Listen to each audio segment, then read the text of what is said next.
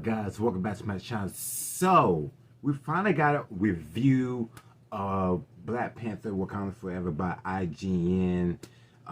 They literally just dropped that bit yesterday, so I was supposed to react to it for you guys yesterday, but I was a bit busy and stuff like that. But I'm here now. So we're about to go ahead and jump in and check this out before we get to this video. Make sure you guys subscribe, like, and comment. Hitting that cage button. Further ado, let's get it.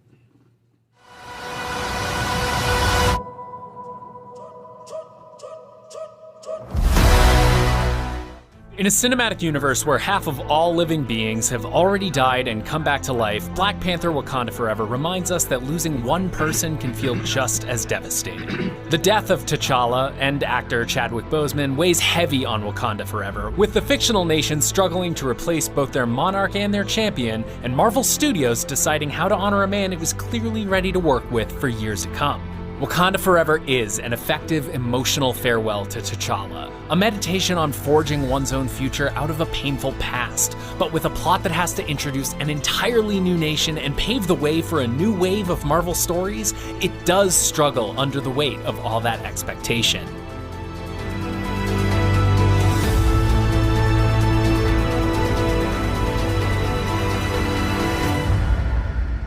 Black Panther Wakanda Forever wastes no time addressing Boseman's passing, and the funeral procession that follows speaks to the incredibly fine line Wakanda Forever has to walk. There's joyous dancing and celebration of what T'Challa brought to his nation, but Shuri's solemnity as she moves through holding T'Challa's Panther helmet is a strong reminder of the conflicting emotions she and the movie at large have to balance. Right has mostly been used as comic relief up to this point, and Shuri's character arc necessitates refocusing that energy into how she processes her pain.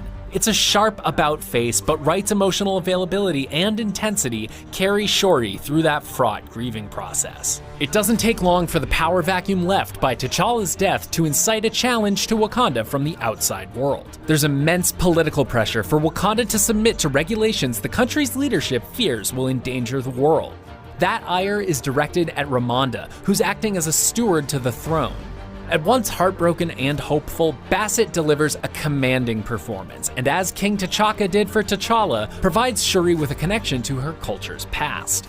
But though the United Nations ultimatum for Wakanda to relinquish control of its resources sets up Wakanda Forever's themes of colonialism well, this storyline is largely abandoned after the conflict draws Namor and his underwater kingdom of Talokan into the fray. As that society's figurehead, Namor is an engaging antagonist, wreaking havoc on the battlefield. But while he's a force to be reckoned with, Tenoch Huerta Mejia's performance is at its best in Namor's intense dialogue scenes with Shuri, as the two share much in common as important members of their monarchy's royal families. My mother told stories about a place like this, a protected land with people that never have to leave, that never have to change who they were. Coogler and co-writer Joe Robert Cole infused Talokan's culture with Mesoamerican history, which gives Namor's resolve to protect his people's home and resources a real richness. But much of our understanding of it comes from narration during a rushed flashback of its origins, and some important details feel brushed over. Of course, an opposing force of a nation of undersea warriors provides Wakanda Forever ample opportunity for maritime mayhem, and gives the MCU a new palette for action. Wakanda Forever does, however, push its luck too far, going into the climactic third act battle with a poorly conceived and logically baffling tactical choice on the part of the Wakandans. Befitting Wakanda Forever's outsized emphasis on community, T'Challa's peers are called on to step into older sibling roles for Shuri, and the supporting cast rise to meet the moment. Okoye is ready to put her career on the line to help Shuri through her grieving process.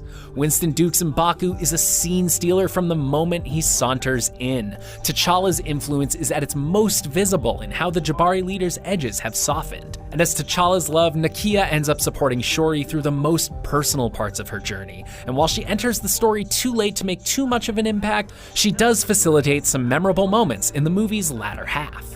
The new additions to Wakanda Forever's roster represent a tendency of the films to overindulge in the other ongoing plot lines the MCU is building out, with Dominique Thorne's fiery, industrious Riri Williams as the best example. Riri's personality is infectious, and her appearance certainly sets an interesting stage for Disney Plus's Ironheart series, but Wakanda Forever bends over backwards and burns valuable time on keeping her involved in the action.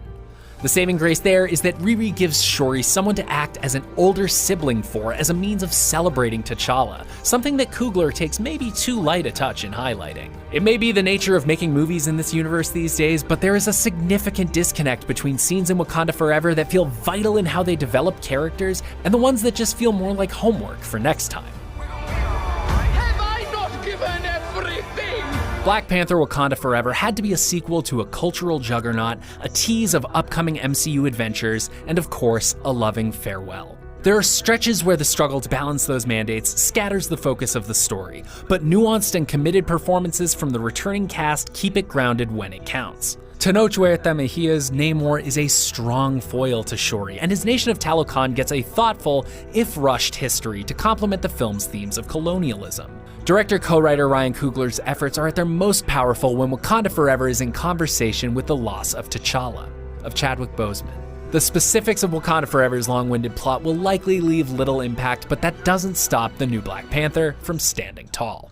Thanks for watching. Be sure to keep an eye out for our reviews of One Piece Film Red and Black Adam, and as always, be sure to follow and subscribe wherever you like to watch IGN.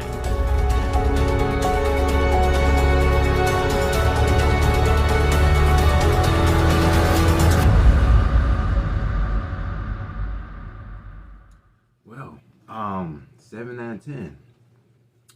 They giving this movie 7 out of 10. So basically, this is gonna be the end of Phase 4 of Marvel Cinematic Universe of this movie, because we are in the multiverse saga. We already had Infinity Saga, you know what I'm saying? So we about to, you know, we already got the multiverse saga as beginning and stuff like that. So like I say, I can't wait to see this movie.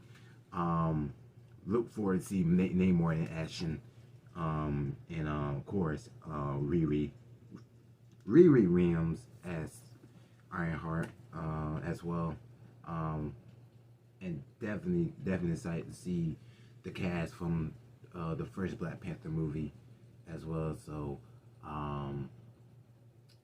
yeah, I don't know about, you know, what's the update about the storm and stuff like that, but it's not gonna be bad and stuff like that. So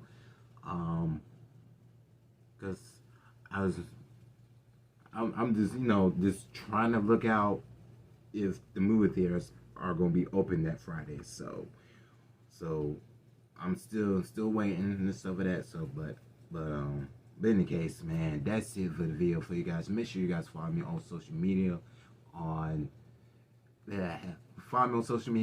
also add me on Snapchat, King120. I'll see you guys in this video. You guys be safe out there, and God bless y'all. See you guys later.